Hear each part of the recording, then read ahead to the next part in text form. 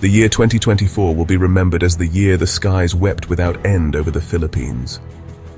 For months, the sound of rain became a constant companion, echoing through cities and countryside alike, as if the heavens themselves mourned for the land below. From September to November, a relentless parade of typhoons battered our islands, each one stronger, each one more devastating. The storms came in quick succession, giving communities little time to recover before the next onslaught arrived.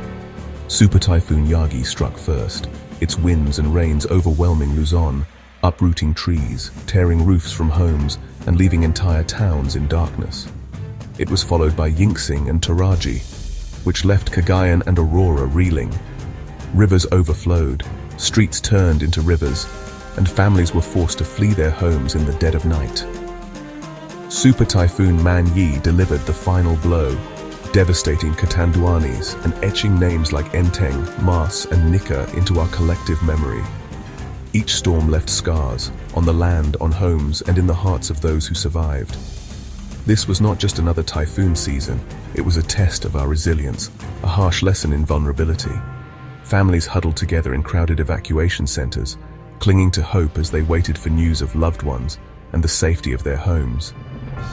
The Philippines, named the world's most at-risk country for natural disasters, felt the full weight of that title. Our geography, once a source of beauty and pride, became a reminder of our exposure to nature's fury. The storms intensified rapidly, a clear sign of our changing climate and the injustice of bearing the brunt of a crisis we did not cause. Scientists warned that warmer oceans were fueling stronger typhoons, and the evidence was all around us. Our infrastructure, resources, and spirit were pushed to their limits. Roads and bridges crumbled, power lines fell, and yet, in the face of adversity, communities came together to help one another. For millions, each new report of landslides and floods was a blow to the national spirit. The anxiety was palpable as families watched the news, hoping for relief and fearing the worst. Familiar landscapes became unrecognizable seas of water and debris. Places once filled with laughter and life were now silent, submerged beneath muddy floodwaters. The storms were more than news. They were a shared national experience of anxiety and fear. Every Filipino, whether in the path of the storm or watching from afar, felt the weight of uncertainty and loss. We prayed for the skies to clear and for the safety of every Filipino in the path of nature's rage. In the darkness, we found strength in each other, holding on to hope that the sun would rise again over our battered but unbroken nation. When the storms passed, the devastation was staggering. Millions affected, homes and livelihoods swept away. Behind the numbers were real people, farmers in Cagayan and Ilocos staring at ruined fields, fishermen in the Visayas returning to shattered boats, families left with nothing but a foundation. Many spent nights huddled on rooftops, praying for rescue as floodwaters rose. Evacuation centers overflowed, turning schools and gyms into makeshift homes. Privacy vanished, and food and water became precious. Yet even in crowded shelters, resilience emerged. Mothers shared food. Fathers built makeshift shelters for neighbors. Small acts of kindness became lifelines. The loss was not just physical, it was deeply emotional, a severing of ties to home, but the spirit of community endured, unbreakable even in the face of disaster. Humanity, not the storm, defined these moments. In our darkest hours, hope arrived from around the world. Aid poured in. Cargo planes from the US and Singapore brought food, water, and medical supplies. Humanitarian groups like Care Philippines provided not just relief, but also cash assistance for families to rebuild. The government mobilized, with President Marcos Jr. overseeing recovery and local teams working tirelessly to reach even the most remote villages. It was a massive, coordinated effort, international and local hands working side by side. Every box of aid, every volunteer was a message. You are not alone. This global solidarity lifted our spirits and strengthened our resolve. The world's compassion reminded us that humanity can unite in the face of disaster. Together we began the long journey to healing. Hope, not despair, became our guiding light. While international aid was vital in the aftermath of the disaster, the true force for recovery came from within, our Bayanihan spirit. This uniquely Filipino tradition, rooted in centuries of helping one another, became the heartbeat of our response. It was not just about rebuilding structures, but about restoring hope and dignity to every family affected. Even before help arrived from outside, Filipinos were already in action, rescuing neighbors from rising waters, sharing whatever food they had, and clearing debris from battered streets. In every corner of the country, ordinary people became heroes for each other. Donation drives sprang up overnight in cities and towns. Students packed relief goods in classrooms. Companies sent trucks loaded with supplies. And chefs cooked hot meals for the hungry. The entire nation mobilized, each person finding a way to help. In villages, entire communities worked side by side to rebuild homes, clear thick mud, and restore order to their neighborhoods.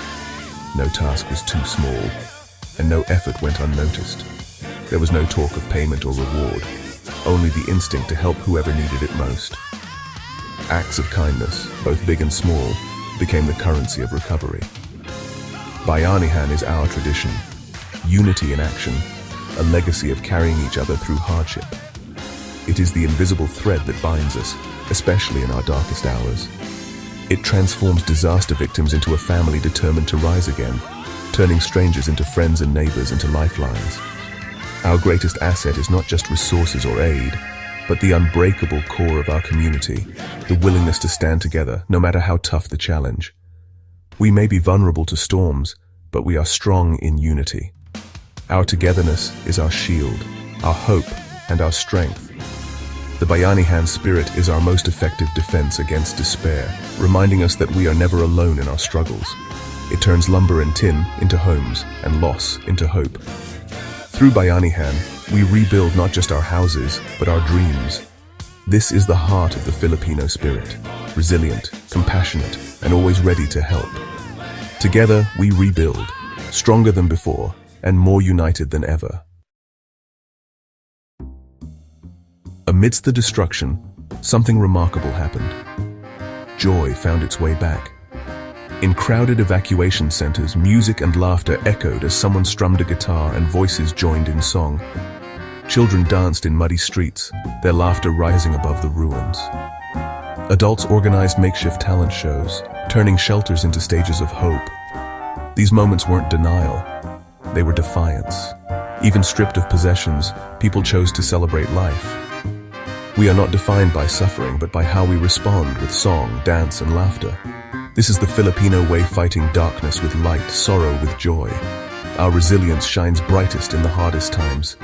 Even surrounded by ruins, we create beauty and happiness. The storm could not steal our spirit. Joy became our act of resistance.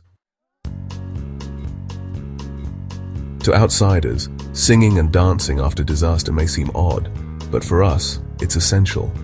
In the aftermath of storms, when the world feels heavy and uncertain, music and movement become our lifeline. They are not just acts of celebration, but of survival, ways to reclaim a sense of normalcy and togetherness when everything else has changed. Music and dance are our therapy, our way of healing and connecting. Singing together shares burdens. It lets us express pain, gratitude, and hope all at once. The simple act of joining voices or strumming a guitar can lift spirits and remind us that we are not alone in our struggles. Dancing together moves us forward. Each step, each beat is a promise that we will rise again, stronger and more united than before. It's emotional Bayanihan, rebuilding spirits as we rebuild homes. The laughter and music echo through the ruins, stitching together the fabric of our community. The rhythm of music anchors us in chaos, reminding us that some things remain unchanged. Even when the world outside is unrecognizable, our songs and dances are familiar, grounding us in who we are. This tradition of finding joy in adversity is generations old. Our ancestors sang through hardship, and we carry that legacy forward, turning sorrow into strength. Our history is filled with challenges, but we've always used art and music to survive and resist. Through every trial, creativity has been our shield and our voice. The storm writes a story of destruction. It leaves scars on our land and in our hearts. But we write a counter-narrative of hope. With every song, every dance, we declare that we are more than our losses. Smiles and dances are not a lack of seriousness. They are the hard work of healing. They are proof that joy can exist even in the darkest times, and that hope is a choice we make together. This is the rhythm of resilience, the heartbeat of the Filipino people. It pulses through every gathering, every shared meal, every song sung at sunrise. Even after the fiercest typhoon, our song endures. Through music and unity, we find the courage to begin again and to keep hope alive for another day. As relief turns to rebuilding, a new kind of help matters: purposeful travel. When safe, visiting affected areas can revive local economies and spirits. Stay in local guest houses, eat at carinderias, hire local guides. Every peso helps families recover. Travel with sensitivity. It's about solidarity, not disaster tourism. Ask how you can support. Donate books, volunteer, or join community projects. Your presence sends a message. Their home is still beautiful, still worth visiting. You become part of their recovery story. Your trip is more than a vacation, it's a bridge of support. Together we help communities rise again.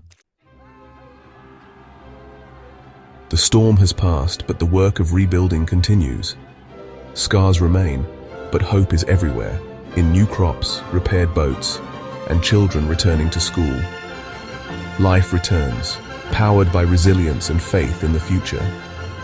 The storms of 2024 were painful, but not the final chapter. We learned our greatest shelter is community and compassion. When we stand together, there is no storm we cannot weather. We are survivors, builders and dancers, bending but never breaking.